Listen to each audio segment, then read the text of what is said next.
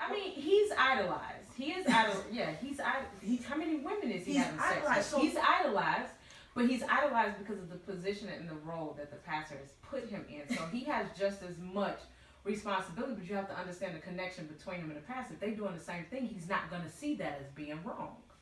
Right? That's true. So on that note, again, this is. But I mean, that proves my point. So you feel like the sins are. I agree with that. I think that there's always been a hierarchy when it comes to homosexuality. And then if you adultery or fornication, that's like below. Because they call those sin, but they call homosexuality. That's an abomination.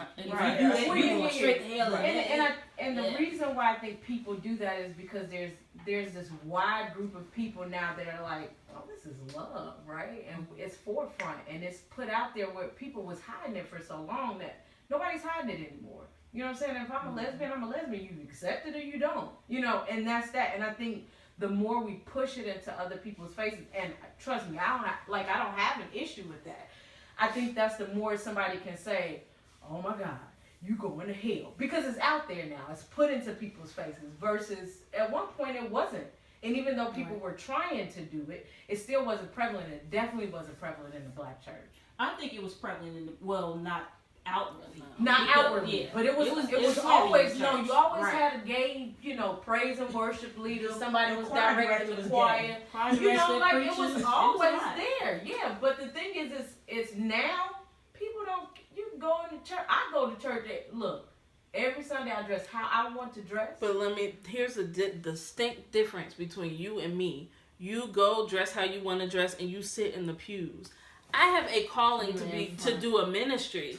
I did the same thing, and I stepped down but I stepped down because of me. Because why? Because of my own personal struggle with. At that time, I was still like, am I gay? Am I not gay? And so I was dating a guy, and because I was struggling between dating a guy and dating a girl, I was like, I don't know what this is. So because I was confused, I said, how can I minister to other people? At this point, when I don't know where I'm at in my own personal life, so I stepped down. So do you feel like now, in a position that you're in the state that you know who you are, dressing the way that you dress, do you feel like you can go and have a visible service role in the church, not security, but of out in public, front and center service role in the church? Like doing what though? Like singing.